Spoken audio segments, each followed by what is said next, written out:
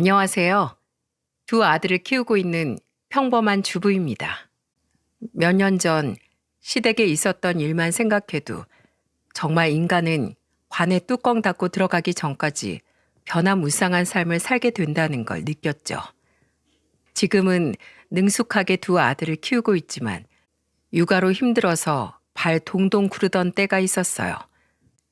그때 친정엄마 도움이 없었다면 지금의 저는 없었을지도 모릅니다. 이렇게 변화무쌍한 인생에 가족만큼 든든한 울타리가 세상에 또 어디 있겠습니까? 저는 늘 인생의 가장 든든한 존재는 가족이라고 믿고 살았죠. 하지만 살아보니까 모든 가족이 서로를 위하면서 사는 건 아니더군요.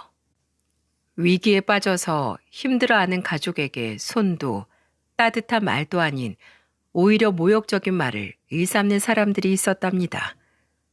바로 몇 년 전 시댁에서 겪었던 황당하고 어이없던 사건이었죠. 제 3자의 눈으로 그때 당시 누가 더 너무했던 건지 끝까지 한번 들어봐 주세요.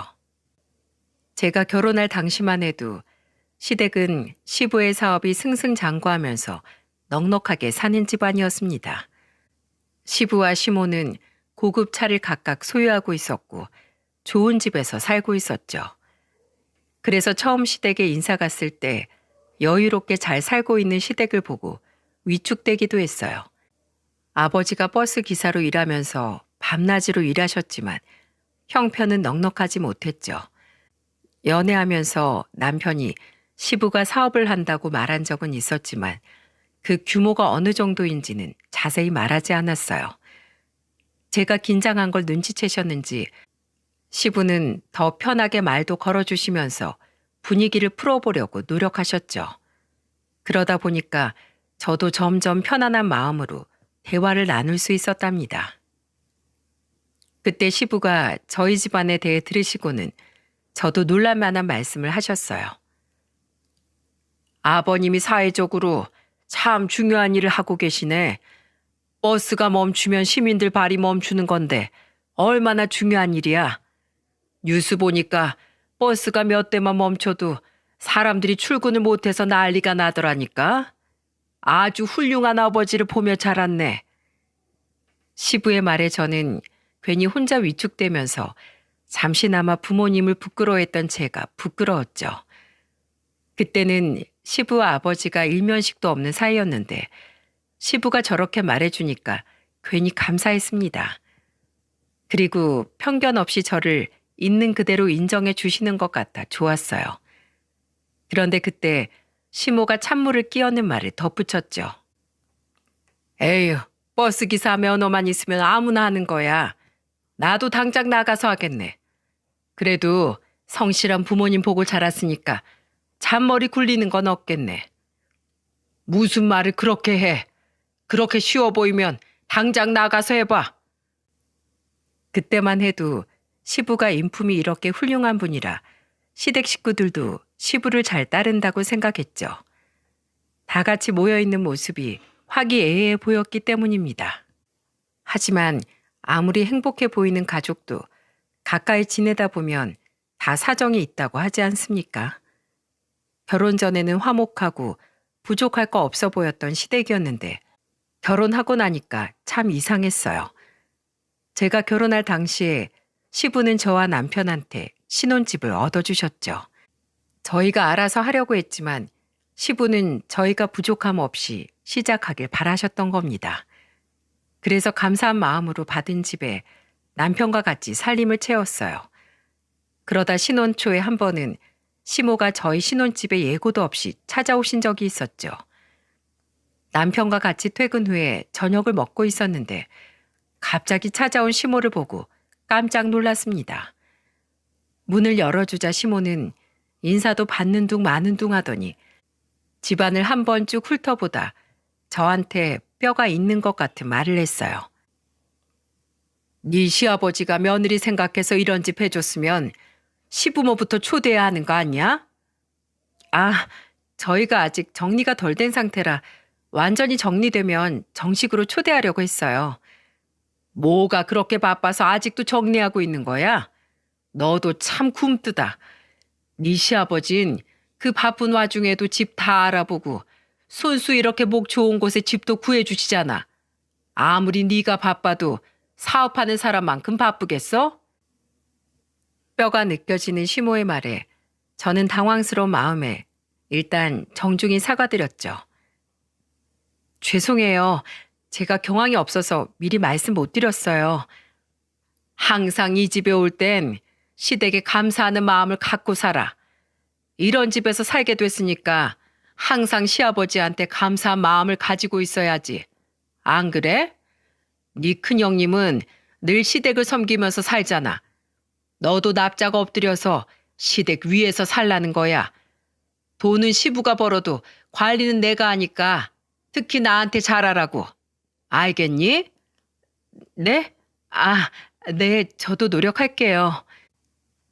시모는 돈 관리하고 사는 자기한테 잘해야 된다면서 엄청 강조하는 겁니다. 솔직히 말도 안 된다고 생각했지만 그냥 그러려니 했어요. 그래도 원래 초대하려던 생각이 있었기 때문에 며칠 뒤 부랴부랴 시부모를 집으로 초대했죠.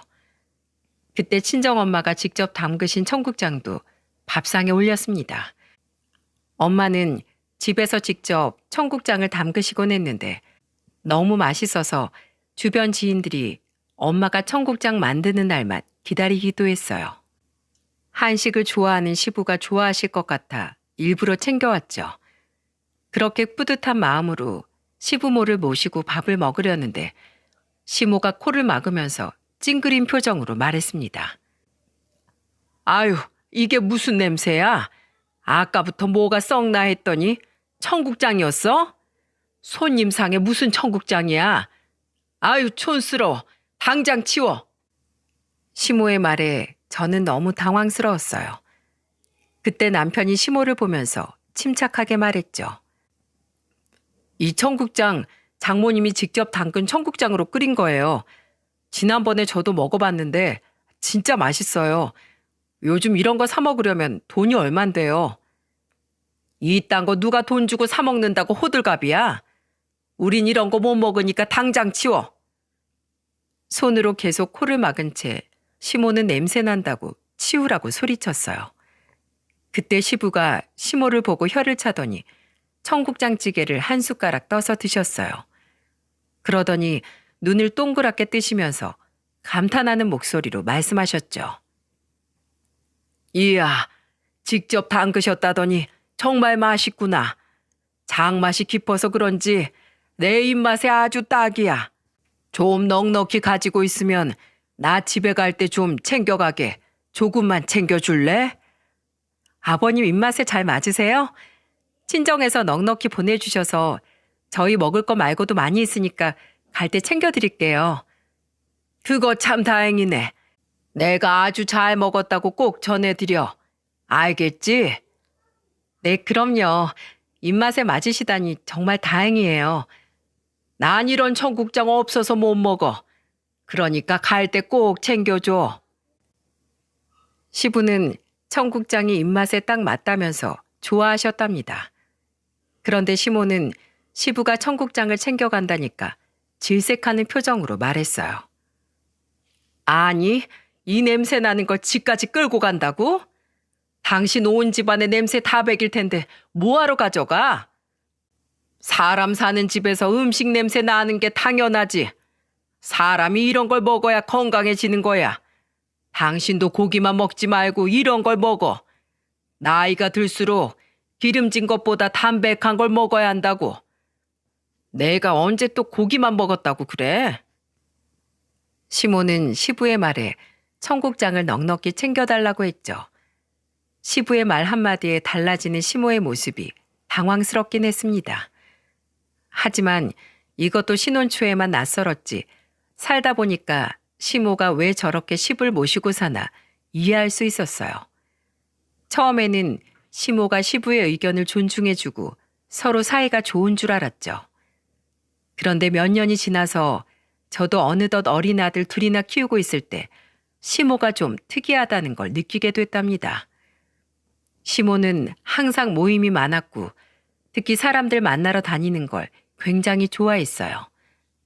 꽤 나이가 있었는데도 늘 화려한 옷과 액세서리까지 즐겨서 했죠.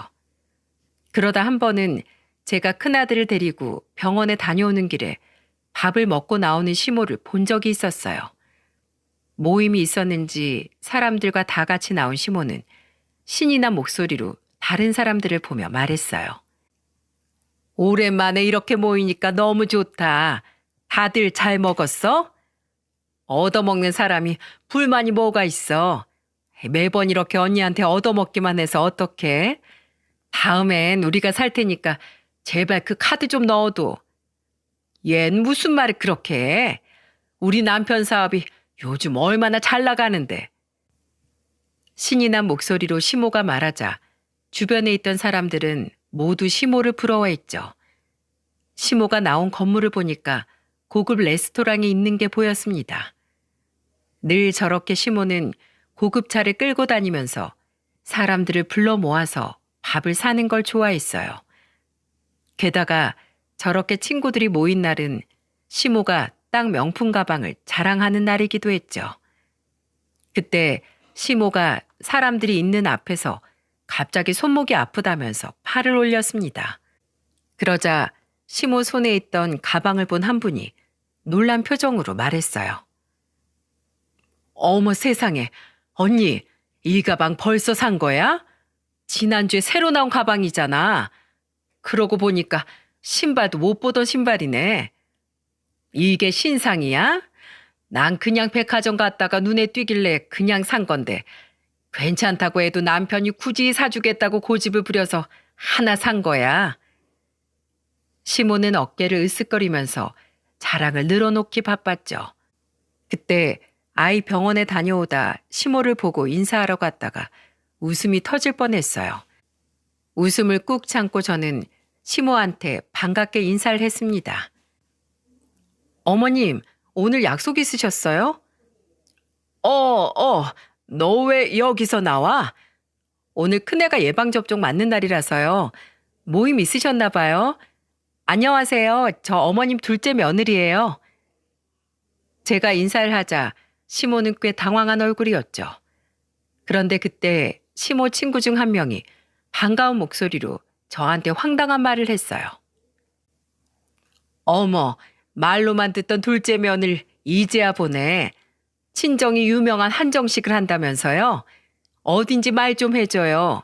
아이, 궁금해 죽겠네. 네? 한정식이요? 금시초문인 소리를 하는 친구분의 말에 저는 황당했습니다. 그러자 시모는 저보다 더 당황한 표정을 짓더니 황급히 저를 데리고 자리를 뜨려고 했죠. 애들 주사 맞으면 얼른 집에 가서 쉬어야지. 얼른 가자. 안 그래도 마침 네 시아버지도 집에 있으니까 손자랑 좀 놀게 해드려. 우리 갈게. 다음에 봐. 그렇게 저는 시모 손에 이끌려서 얼떨결에 시댁까지 가게 됐어요. 아까 저한테 황당한 소리를 했던 분의 말이 맴돌아 확실히 짚고 넘어가야겠다 싶어서 의심스러운 목소리로 물었습니다. 어머님, 방금 친구분께서 저에 대해 잘못 알고 계신 것 같은데 제대로 말씀드려야 하는 거 아닌가요? 나중에 난처한 일 생기면 어떡해요? 난처한 일이 뭐가 생겨? 너만 입 다물면 아무도 몰라. 그리고 내 체면이 있지. 버스 기사에 식당 일하는 사람들이랑 사돈 맺었다고 하면 사람들이 날 뭐라고 생각하겠어? 조금이라도 잘난 게 있어야 있는 그대로 말할 거 아니야? 저는 시모의 말에 황당하기만 했죠. 저희 부모님께서 범법 행위를 저지르고 사시는 것도 아니고 정당하게 일하시고 성실하게 사는 분들이 왜 시모 체면을 구긴다는 건가요? 너무 기가 막혀서 뻥쪄 있는데 어느새 시댁에 도착한 거예요. 시모를 따라서 시댁으로 들어가자 시부가 화가 잔뜩 난 얼굴로 핸드폰을 들고 서 있다가 마침 들어오는 시모를 보고 화를 내며 말했습니다. 대체 뭐라고 돌아다니면 한 끼에 50만 원이 넘는 돈을 쓰는 거야? 당신 제정신 맞아? 당신 내가 뭐 쓰는지 문자로 다 보고 있던 거야? 카드값이 하도 많이 나오길래 대체 뭘 쓰나 보려고 알림 설정해놨지. 당신 너무 돈 무서운 줄 모르고 막 쓰고 다니는 거 아니야? 그냥 아는 동생들이라 모임이 있어서 좀 썼어. 그럴 수도 있는 거지. 당신은 왜 쪼잔하게 그런 걸 다 계산해보고 있어? 내가 생활비 쓰라고 준 거지. 동네 사람들 밥 먹여주고 돌아다니랬어? 대체 뭐하고 다니는 거야? 이런 식이면 나 그 카드 뺏는 수가 있어? 오늘은 며느리랑 먹은 거야. 자, 봐. 같이 왔잖아. 시모는 시부의 추궁에 갑자기 저를 보면서 핑계를 대기 시작했죠. 그러자 시부는 저를 보고 황당한 표정을 지었습니다. 기가 막히긴 저도 마찬가지였어요. 시부는 저한테 의아한 표정으로 물었죠. 둘이서 한 끼에 50만 원이 넘는 밥을 먹었다고? 아니에요. 전 우연히 병원에서 나오다가 여기까지 온 거예요. 어머니께 물을 것도 있고요. 제 말에 시모는 조용히 하라는 손짓을 했습니다. 그래도 저는 아랑곳하지 않고 시모를 보고 물었어요. 어머님, 친구분께 제 친정 유명 한정식 집안 아니라고 분명하게 말해주세요. 저 괜히 체면 치레한다고 저희 부모님이 하시는 일 숨기고 싶지 않아요. 뭐야? 이 여편 내가 또 그런 거야? 큰 며느리한테도 그러다가 개망신 당해놓고 아직도 정신 못 차렸어? 카드 이리 내놔. 왜 그래요? 이게 다 당신 명성 지켜주려는 거잖아. 내가 무슨 선거 나가? 명성 지켜서 뭐 한다고 그 입만 열면 거짓말하고 돌아다녀. 알고 보니까 시모는 큰형님도 저처럼 둘러대고 다니다 개망신을 당했던 적이 있던 거예요. 그래서 시부가 또 똑같은 짓을 반복하는 시모를 알고 버럭 화를 낸 겁니다. 결국 그날 시모는 신용카드를 뺏기고 매달 정해진 금액을 체크카드로 쓰게 됐죠. 그것도 모임 사람들에게 단체 문자로 저에 대한 거짓 정보를 해명했다는 걸 증명하고 나서야 받을 수 있었어요. 그런데 시모는 일이 이렇게 된 걸 제 탓을 하는 겁니다. 이날 이후 시모는 저만 보면 못 잡아먹어 안달이 난 사람 같았어요. 대체 저는 이게 왜 제 탓인지 이해가 안 갔습니다. 그 후 저는 시모한테 제대로 찍혔고 둘째를 키우느라 회사를 그만두고 집에 있을 때였는데 시모가 대뜸 전화해서 황당한 요구를 하기도 했죠. 당당한 목소리로 저한테 꼭 식당에 음식 주문하듯이 말하는 게 아니겠어요? 지금 너희 집으로 갈 테니까 콩국수 좀 준비해놔. 네? 갑자기 콩국수를 어떻게 만들어둬요? 집에 재료가 없어서 사와야 할 것 같은데 둘째랑 있어서 시간도 오래 걸릴 텐데요. 그런 것도 없어. 너 때문에 카드 마음 편히 못 쓰게 만들어놨으면 항상 집에 내가 찾을 만한 걸 준비해 놔야 될 거 아니야. 제가요? 전 어머니께 저희 부모님에 대해 거짓 없이 말씀드렸어요. 그런데 어머님이 밖에서 다르게 말씀하신 거잖아요. 내가 얼마나 창피했으면 그랬겠어. 오죽하면 그랬겠냐고. 시부가 돈 좀 번다고 시부한테 줄 섰나 본데 너 완전히 잘못 생각한 거야. 내가 시부한테 꼼짝 못하는 것 같아도 결국 이 집안 안주인은 나라니까. 애초에 너랑 대화가 통할 거라고 생각한 내가 바보다. 너나 많이 먹어. 시모는 대뜸 화를 내더니 전화를 끊어버렸어요. 저는 시모의 태도에 억울하기만 했죠. 심지어 밑도 끝도 없이 억지만 쓰는 시모를 제가 어쩔 수 있는 것도 아니었습니다. 그러다 한 번은 시부가 손자들이 보고 싶다고 하시길래 아이들을 데리고 간 적이 있었어요. 그런데 시모는 저희가 와도 본 척 만척하더니 멀찍이 떨어져 앉아 있었죠. 유독 손자를 아끼던 시부는 입이 귀에 걸린 채 말했습니다. 아이고, 우리 손자들 안 본 사이 훌쩍 컸네. 할아버지가 장난감 좀 사줄까?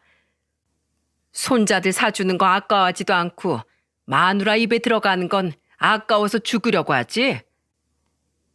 시모는 시부의 말에 궁시렁거리면서 투덜거리기 시작했어요. 정말 유치하지 않습니까? 멀찍이 떨어져서 앉아 시부가 하는 말에 괜히 불만을 늘어놨죠. 시부는 그런 시모를 보면서 괜한 소리 말라고 다그치기도 했습니다. 그렇게 한창 시모와 신경전을 벌이듯 있는데 아가씨가 들어온 거예요. 그런데 그때 시모가 아가씨를 보면서 소리쳤죠. 야, 넌 땅 파면 돈이 나와? 쟨 또 뭘 저렇게 사들고 오는 거야? 왜 그래? 그래도 오늘은 아빠 것도 사왔단 말이야. 아가씨는 쇼핑이라도 하고 온 건지 양손 가득 종이 가방이 한가득이었어요. 그러면서 시부한테 줄 것도 사왔다고 큰 소리를 치더니 제일 큰 종이 가방을 뒤적거리기 시작했어요. 그런데 그 큰 종이 가방에서 손바닥만한 봉투를 꺼내더니 자랑스럽게 시부한테 내밀면서 말했죠. 자, 아빠한테 가장 필요한 통풍 잘 되는 양말이야. 아빠 생각해 주는 건 역시 이 딸밖에 없지? 종이 가방이 지금 3개쯤 되는 것 같은데 아빠 건 이 양말 한 켤레냐? 아주 2개쯤 사오면 그날 내가 잔치라도 벌려야겠다. 에이, 선물은 필요한 걸 해줘야지. 사무실에서 아빠 발 답답하지 말라고 사온 거니까 출근할 때 꼭 챙겨 신으세요. 에라이, 일주일 중에 평일 내내 출근하는 아빠한테 꼴랑 양말 한 켤레 주면서 챙겨 신으란 자식은 너뿐일 거다. 넌 양말도 안 빨아 신냐? 저녁에 손빨래에 두고 자면 아침에 다 마르겠지. 내가 다음에는 넉넉히 사올게요. 아가씨의 말에 저까지 황당했어요. 양말이 선물이라는 것도 기가 막혔는데 한 켤레 주면서 잘 신으라니 말이 됩니까? 남편은 그걸 보고 한숨을 내쉬었죠. 항상 남편이 왜 우리 아이들은 독립적으로 키우고 싶다고 했는지 알 것 같았어요. 그런데 그걸 본 시모가 시부한테 한 소리 거들면서 말했죠. 난 양말 살 돈도 안 남아서 손주들 온다는 말 듣고도 아무 준비도 못했는데 당신은 양말도 생겼네.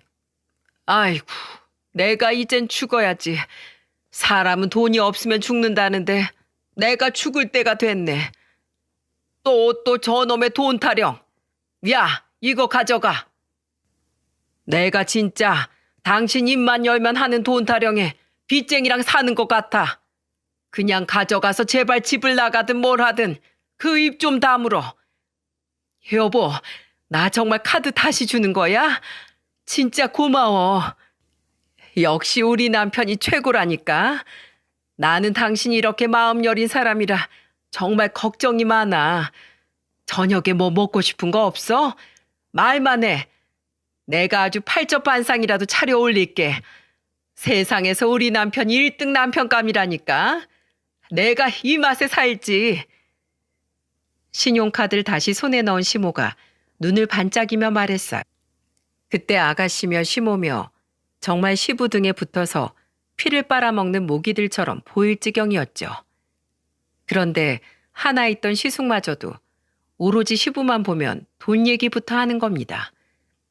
새해라서 온 가족이 떡국을 먹고 있는데 무슨 불만이 있는지 시숙이 괜히 험상궂은 얼굴로 밥을 먹는 거예요.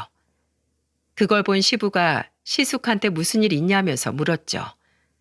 그러자 시숙은 숟가락을 내려놓더니 시부한테 퉁명스럽게 말했습니다.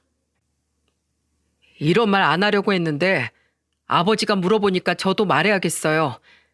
회사 어렵다고 임금 동결하는데 왜 제 월급까지 동결하세요? 저 아버지 아들 아니에요? 네가 내 아들이기 전에 우리 회사에서 나랑 같이 일하는 직원이잖아. 그러면 다른 직원들처럼 임금 동결하는 게 맞는 거지. 그런 게 어딨어요. 제가 아무리 부장으로 일하고 있다고 해도 결국 아버지 회사 제 회사 될 거 누구나 다 아는 사실인데 그냥 저만 따로 챙겨주시면 되잖아요. 무슨 소리야? 회사가 어려우면 당연히 너도 똑같이 동결해야지. 나는 내가 가져가는 월급의 절반을 포기했어. 같이 일하면서 사정 뻔히 아는 놈이 그런 말을 한다는 게 말이 된다고 생각해? 다른 직원들은 뭐 불만이 없어서 월급 동결하는 줄 알아? 너 그럴 거면 당장 내 회사에서 나가. 시부의 호통에 시숙은 자리에서 일어나더니 나가버렸어요. 그러자 형님도 한숨을 내쉬더니 아이를 안고 나가버렸죠. 새해부터 시끄러워진 밥상에서 시부는 한숨을 내쉬었습니다. 그런데 그때 산통을 깨고 시모는 시부한테 걱정 가득한 얼굴로 물었죠. 여보, 회사가 얼마나 어렵길래 그래? 많이 안 좋아? 뭘 어떻게 했길래 그래? 잘 좀 하지. 아휴, 지난번에 사업 확장한다고 할 때부터 이상하더라니. 저는 시모의 말을 듣고 귀를 의심했어요. 이 와중에 시부가 얼마나 일로 스트레스를 받을지 걱정하는 게 아니라 회사가 잘 안 돌아가는 건지 그 걱정부터 하고 있던 겁니다. 그 말을 옆에서 듣는 저까지 숨이 막힐 정도였죠. 아무 말 없이 한숨을 푹 쉬고 있는 시부한테 따뜻한 물을 한 잔 건넸어요. 그런데 그걸 본 시모가 저한테 버럭 화를 내면서 말하는 겁니다. 야, 너 지금 힘든 사람 물 먹이겠다는 거야? 아주 시댁 망하라고 물 떠놓고 고사라도 지내지 그래. 그게 아니라 아버님 체하실까 봐 따뜻한 물이라도 드시라고 건넨 거예요. 그때 시부가 다짜고짜 화를 내는 시모한테 호통을 치며 말했죠. 왜 큰아들이 밥상에서 소리치면서 덤비는 건 찍소리도 못하고 엄한 며느리를 잡고 있어? 어려운 시기에 가족들끼리 서로 위해줘도 모자랄 판에 이놈의 집구성은 어떻게 된 게 거꾸로 돌아가고 있어. 시부는 내심 가족들에게 서운했는지 안 하던 한탄까지 하고 일어나셨어요. 그때 시모는 시부의 말에 괜한 눈치만 봤습니다. 그런데 그날 이후 정말 시댁에는 날벼락 같은 일이 벌어졌죠. 새해에 시부가 지나가듯 했던 말이 현실이 되어서 벌어진 겁니다. 사업 확장을 하던 중에 일이 틀어지면서 시부 회사가 쫄딱 망하게 된 거예요. 알고 보니까 대출까지 받아서 무리하게 하던 확장이라 완전히 다 넘어가게 생긴 거죠. 저와 남편은 아무것도 모르고 있다가 시숙의 다급한 전화 한 통을 받으면서 알게 됐습니다. 시숙은 그때 남편한테 전화해 급한 목소리로 말했어요. 너 당장 얼마나 있어? 대출까지 땡겨서 끌어올 수 있는 돈이 얼마나 되냐고. 그게 갑자기 무슨 소리야? 아버지 회사 망하게 생겼어. 당장 급하게 대출금이라도 막아야 된다고. 이번 달도 연체되면 싹 다 경매로 넘어가. 월급쟁이한테 사업자금 땡겨올 만큼 여유가 어딨어. 그동안 아버지한테 한몫 두둑하게 챙기던 형이 나보다 돈 더 많을 거 아니야.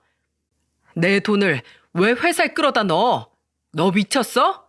같이 죽자는 거야? 형, 무슨 말이 그래? 아버지랑 같이 사업하고 있었으면 당연히 형도 나서서 막아야지. 야, 됐어. 돈 줄 거 아니면 나한테 건방지게 훈수 두지 마. 시숙은 남편의 말에 전화를 끊어버렸죠. 그때 남편도 저도 시숙의 태도에 기가 막혔습니다. 그동안 시부 옆에서 가져간 돈이 얼만데 동생한테 저러는 건지 이해가 안 갔어요. 남편은 그때 잔뜩 화난 목소리로 말했습니다. 내가 형 저럴 줄 알았어. 진짜로 회사 살려볼 생각도 없고 지금 혼자 살겠다고 저러는 거야. 아유, 답답해. 남편은 시숙이 혼자 살겠다고 발악을 하는 거라면서 답답해했죠. 저런 시숙을 곁에 두고 일하던 시부는 결국 회사에 닥친 위기를 넘지 못한 채 최종 부도 처리가 됐어요. 수십 년을 일궈온 회사가 한순간에 망하는 걸 보고 시부 심정이 어땠겠습니까? 그런데 시부는 슬퍼할 겨를도 없이 집 담보 대출까지 연체되면서 결국 살던 집까지 넘어가게 생긴 겁니다. 남편과 저는 너무 놀라서 시댁으로 가봤어요. 이미 시댁에는 여기저기 압류딱지가 붙어 있었죠. 허망한 표정으로 멍하니 앉아있는 시부 옆에서 시모가 한탄하면서 울고 있었습니다. 아이고, 이 양반아. 말년에 이게 뭐야.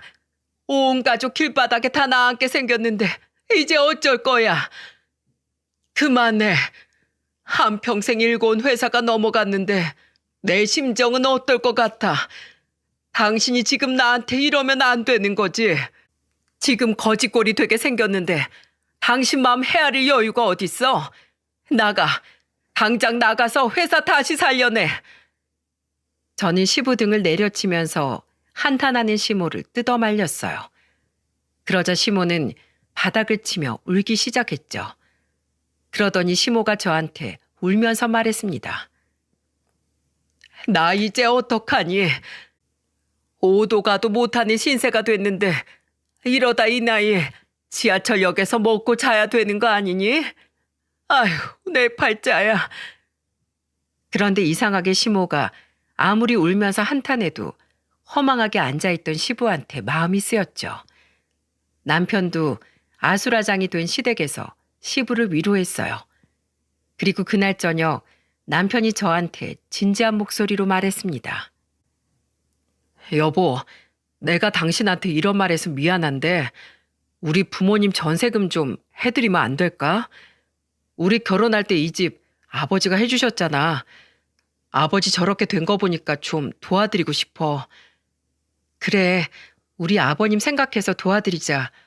오늘 보니까 아버님 너무 힘들어 보이셔서 나도 계속 마음이 안 좋았어. 저는 남편과 상의 끝에 적당한 전세를 찾아봤죠. 마침 집 근처에 괜찮은 매물이 있길래 얼른 계약했어요. 그렇게 집만 해결되면 시댁 식구들도 괜찮아질 줄 알았습니다. 시부모와 아가씨 세 식구 살기 좋은 크기라 괜찮다고 생각했죠.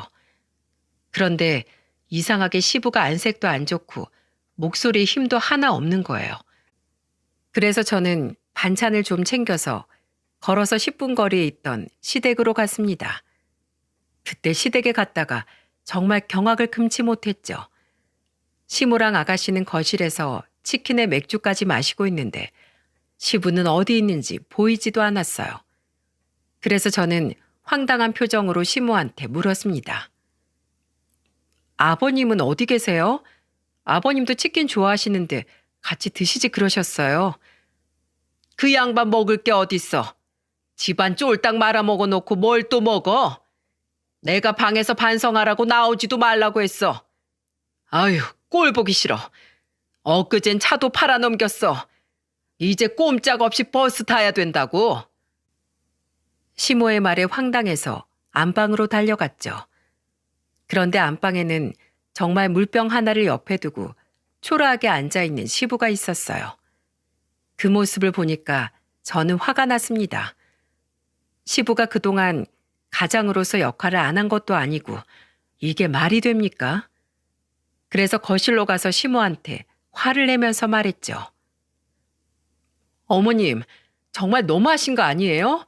어떻게 아버님을 저렇게 두세요? 뭐? 너 이제 시댁 망했다고 눈에 뵈는 게 없지? 너 줄 잘못 썼다고 내가 경고했어, 안 했어? 네 시아버지 이제 먹고 죽을래도 돈이 없어서 못 죽는 팔자야. 너 어쩔 건데? 이럴 때일수록 저희가 아버님께 힘을 드려야죠. 힘은 개뿔. 그런다고 없던 돈이 생길 것 같아? 나 몰래 저 인간한테 쌀 한 톨이라도 주기만 해봐. 내가 너 가만 안 둬. 이제 밥값도 못하는데 하루 한 끼만 줄 거니까 넌 가만히 있어. 어머님 정말 너무하시네요. 아버님 저희 집으로 모셔서라도 끼니 챙길 테니까 그럼 신경 끄세요. 누구 맘대로? 어디 시애미한테 덤벼? 내가 돈이 없지 자존심이 없는 줄 알아? 내 손에 매운맛 좀 보려고 이러는 거야? 그러자 옆에 있던 아가씨까지 벌떡 일어서더니 비아냥거리면서 말했어요. 새언니, 진짜 쥐뿔도 없으면서 선 넘네. 이깟 전세 하나 얻어줬다고 너무 유세 부리니까 고맙던 마음도 사라져요. 이깟 전세요? 그럼 둘이서 나가던지 하세요. 왜 이깟 집에 살려고 하는데요? 너무 기가 막혀서 저도 같이 화를 내기 시작했습니다. 그런데 그때 안방에 있던 시부가 달려나와 셋을 뜯어말리면서 말했어요. 그만들 해. 내가 며느리 복이 면목이 없다. 걱정 말고 그만 가봐라. 시부는 눈물을 흘리면서 저한테 가보라고 애원하셨죠. 결국 저는 시부의 말에 무거운 발걸음을 돌렸습니다. 그렇게 집에 왔지만 마음이 너무 불편해서 시부한테 짧은 문자를 남겼어요. 아버님, 주방에 반찬 있어요. 꼭 밥 챙겨 드세요. 기운 내셔야죠. 혹시 청국장 찌개 드시고 싶으면 언제든지 말씀하세요. 걱정스러운 마음에 2통의 문자를 남겼는데 시부한테 한참 뒤 답장이 하나 왔죠. 고맙다. 네 덕분에 기운이 난다. 시부의 문자에 가슴이 먹먹해졌습니다. 너무 걱정되는 마음에 집으로 모셔오고 싶었지만 그때 아버님 뜻이 너무 완강했죠. 아마 손주들의 며느리까지 떳떳하게 볼 면목이 없다고 생각하셨던 것 같아요. 남편은 이 상황에도 중립적인 태도를 취하고 있었어요. 그런 남편 보고 대체 왜 그러냐면서 따져 물으면 남편은 이렇게 말했죠. 아버지한테 나 수도 없이 말했어. 가족들 위하는 것도 좋은데 본인 목도 챙기라고. 그런데 이것 봐. 일 터지니까 가족들 다 등 돌리는 거. 나는 전셋집 얻어들였고 할 만큼 했어. 나머진 형이랑 여동생이 해야지. 남편을 이해 못하는 건 아니지만 이런 상황에 저는 속만 탔어요. 그러다가 시부한테 한 통의 급한 전화를 받게 됐습니다. 2 아들을 모두 어린이집에 보내고 청소를 하고 있는데 시부한테 전화가 걸려왔죠. 그런데 시부가 힘이 하나도 없는 목소리로 힘겹게 말씀하시는 거예요. 새아가 네가 끓여주던 청국장이 먹고 싶구나. 아버님, 무슨 일 있으세요? 목소리 왜 이렇게 힘이 없으세요? 어제 점심에 한 끼 먹고 지금까지 못 먹었어. 그런데 네가 끓여준 그 찌개가 너무 생각이 나는구나. 힘겨운 시부의 전화에 저는 급하게 재료를 챙겨서 바로 시댁으로 갔죠. 시부한테 전화 온 시간이 오후 2시쯤이었는데 얼마나 배가 고프셨겠어요. 정말 해도 해도 너무한다 싶은 생각만 들었습니다. 그렇게 부랴부랴 가서 급하게 찌개를 끓이기 시작했어요. 우선 시부를 식탁에 조심히 앉혀드리고 시모가 없길래 물어봤죠. 알고 보니 시모는 시부한테 물 한 잔 떠주고는 혼자 볼일 본다고 나간 겁니다. 생각할수록 기가 막혔지만 우선 시부를 위해 청국장 찌개를 내놓고 한 상 차려드렸어요. 그러자 시부는 찌개를 한술 뜨더니 울먹이면서 말했죠. 새아가 내가 미안하다. 이런 못난 모습을 보이고 밥까지 얻어먹고 있는 신세라니 미안하다. 얻어먹다뇨. 그동안 아버님이 저희 애들도 잘 챙겨주셨잖아요. 그러니까 너무 미안해하지 마세요. 그리고 제가 술도 챙겨왔으니까 조금만 드세요. 제가 끓인 청국장에 반주하시는 거 좋아하셨잖아요. 내 마음 알아주는 건 너뿐이구나. 나는 인생 헛살았어.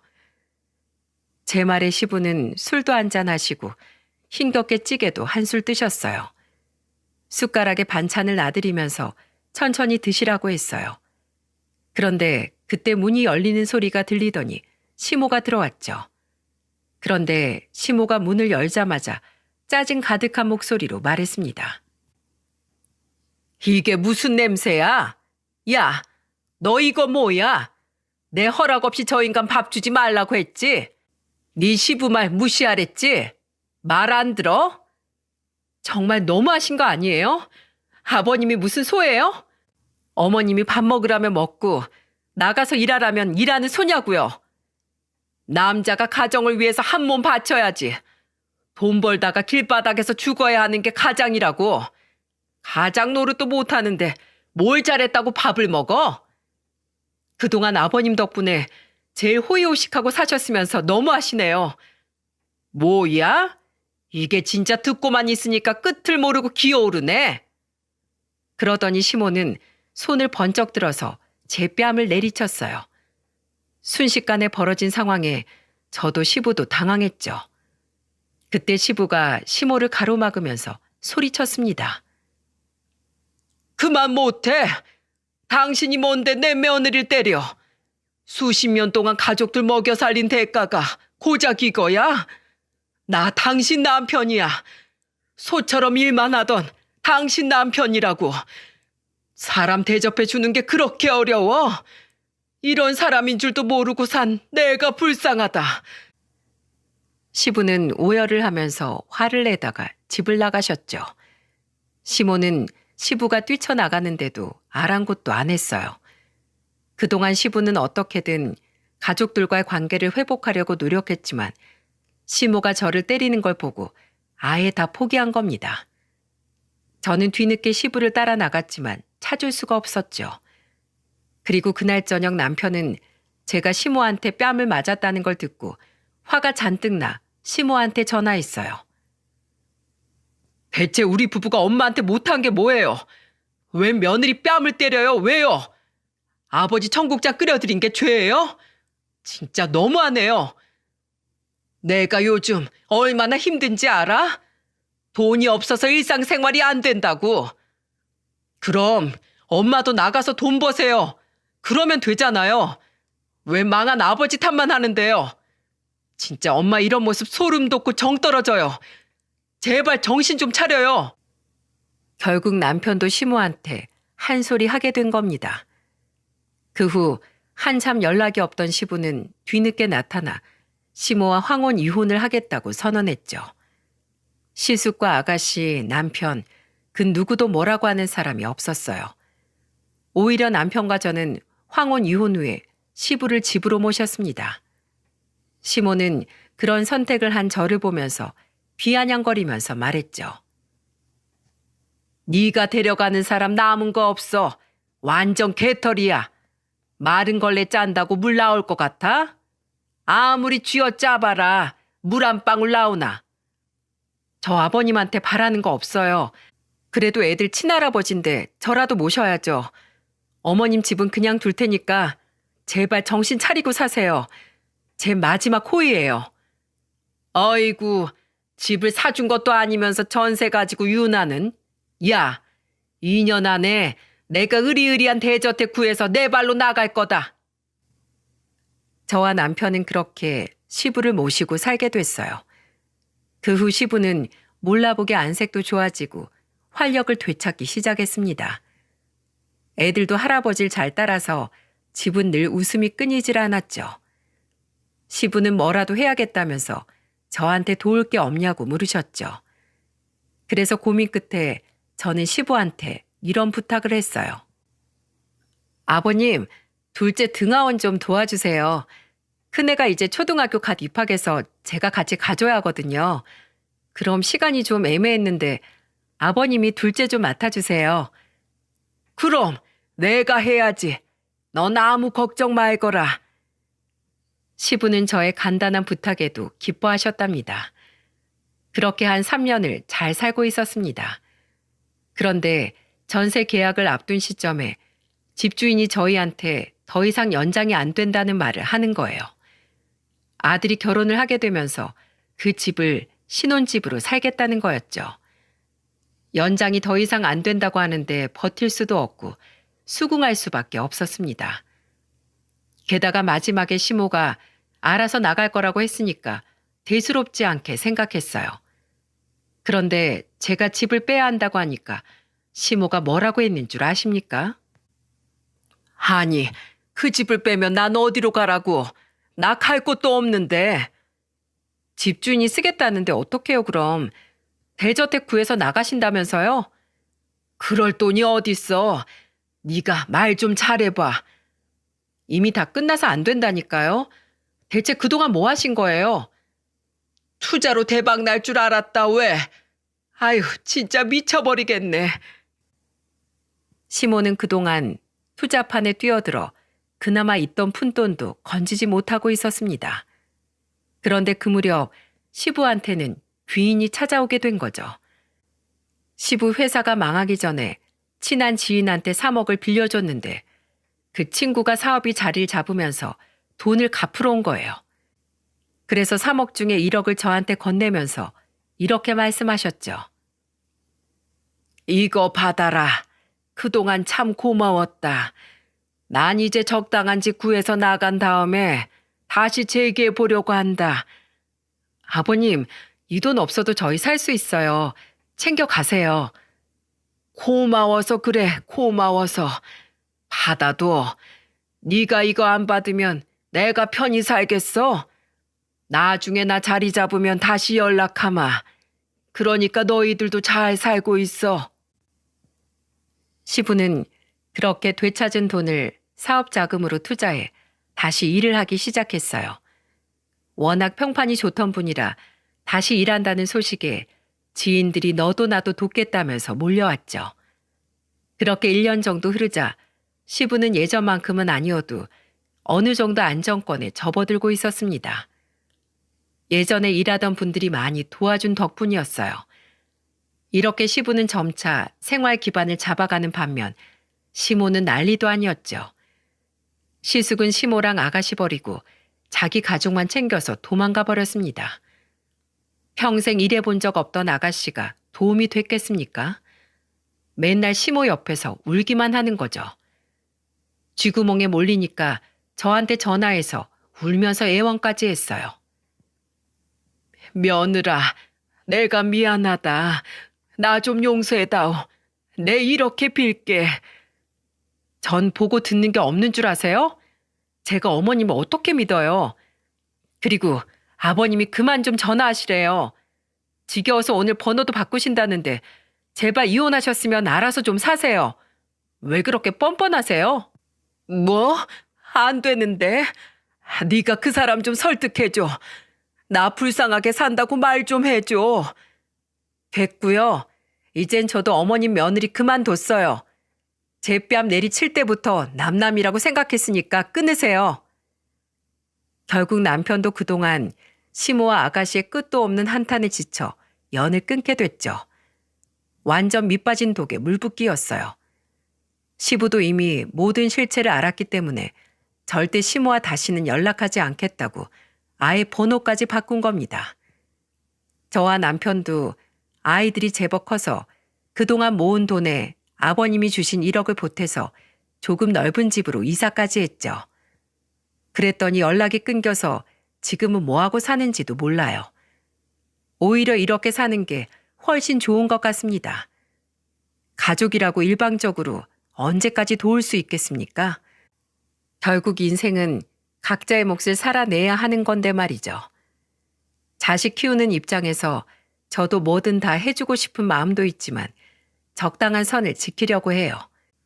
그래야 몸도 마음도 건강하게 자라기를 마음에서 이런 양육 방식을 고집 중입니다. 바르게 잘 크고 있는 걸 보면 좋은 판단이라고 생각하고 있죠.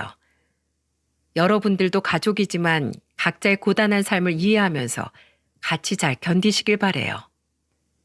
그런 게 가족 아니겠어요? 남보다 가까운 가족이 잘 알아주고 헤아려 준다면 훨씬 화목한 삶이 될 겁니다. 들어주신 모든 분들 가족들과 덕담 위로를 나누며 행복하게 살기를 바랄게요. 감사합니다.